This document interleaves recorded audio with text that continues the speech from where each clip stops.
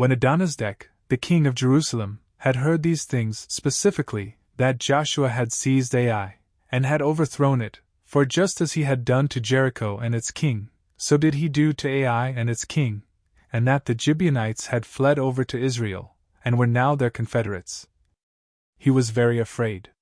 For Gibeon was a great city, and was one of the royal cities, and was greater than the town of Ai, and all its warriors were very strong.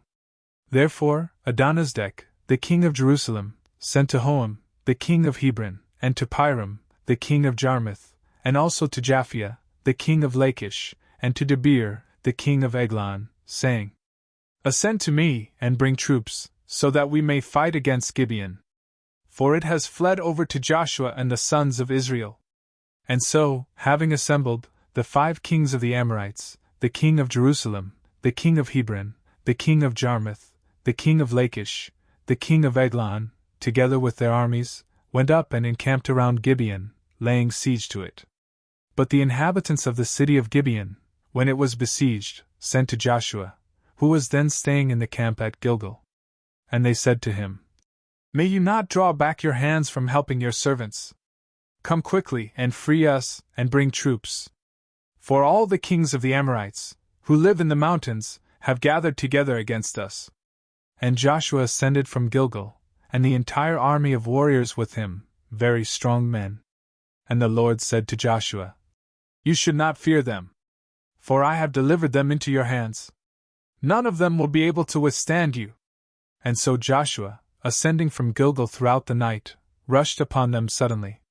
And the Lord set them in disarray before the face of Israel. And he crushed them in a great defeat at Gibeon, and he pursued them along the way of the ascent to Beth-horon, and he struck them down, even as far as Azekah and Makkedah. And while they were fleeing from the sons of Israel, and were on the descent of Beth-horon, the Lord cast great stones from heaven upon them, as far as Azekah. And many more were killed by the hailstones, than were struck down by the swords of the sons of Israel. Then Joshua spoke to the Lord on the day that he handed over the Amorite in the sight of the sons of Israel, and he said before them, O sun, you shall not move toward Gibeon. O moon, you shall not move toward the valley of Ajalon. And the sun and the moon stood still, until the people had avenged themselves of their enemies. Has this not been written in the book of the just? And so the sun stood still in the midst of heaven, and it did not hurry to its rest for the space of one day.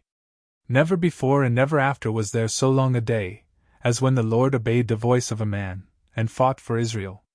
And Joshua returned, with all of Israel, into the camp of Gilgal. For the 5 kings had fled, and had hidden themselves in a cave, near the city of Makkedah. And it was reported to Joshua that the 5 kings had been found hidden in a cave, near the city of Makkedah.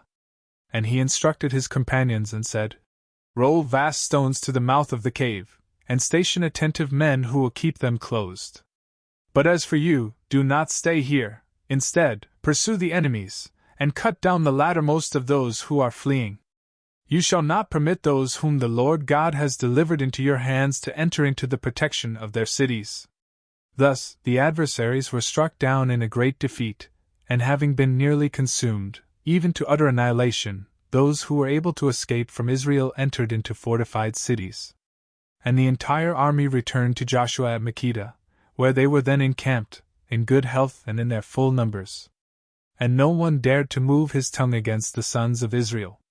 And Joshua instructed, saying, Open the mouth of the cave, and bring forward to me the 5 kings, who are hidden within it.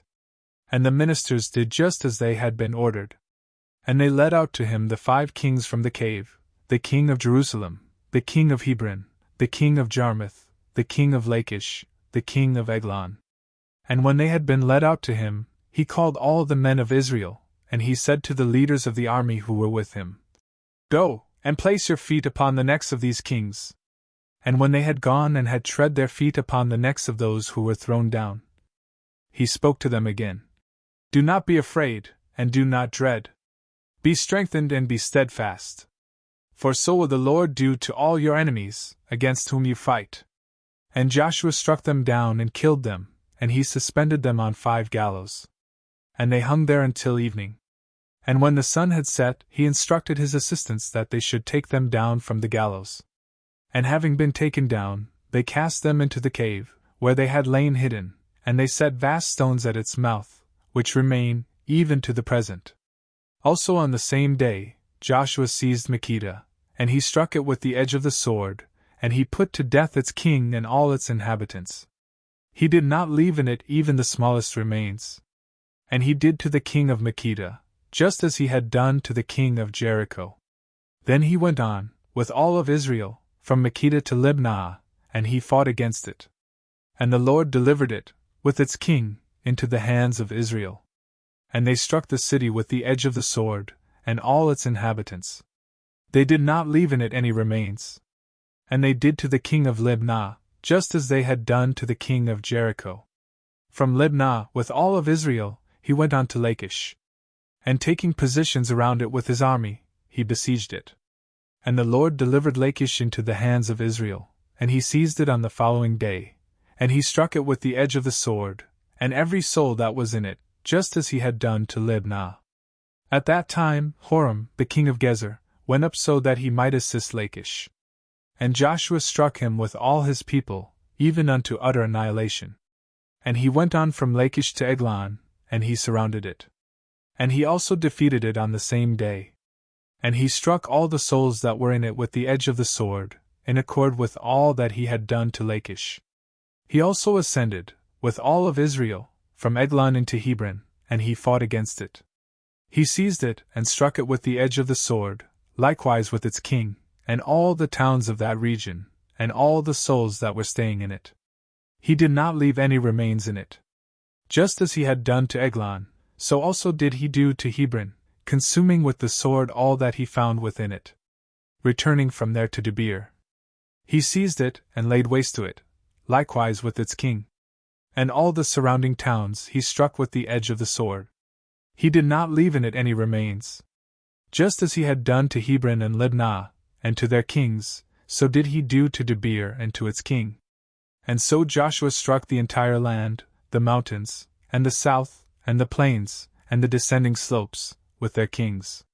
He did not leave in it any remains, but he put to death all that was able to breathe, just as the Lord, the God of Israel, had instructed him. From Kadesh Barnea, as far as Gaza, with all the land of Goshen, as far as Gibeon, and all their kings and their regions, he seized and destroyed with a single attack. For the Lord, the God of Israel, fought on his behalf. And he returned, with all of Israel, to the place of the encampment at Gilgal.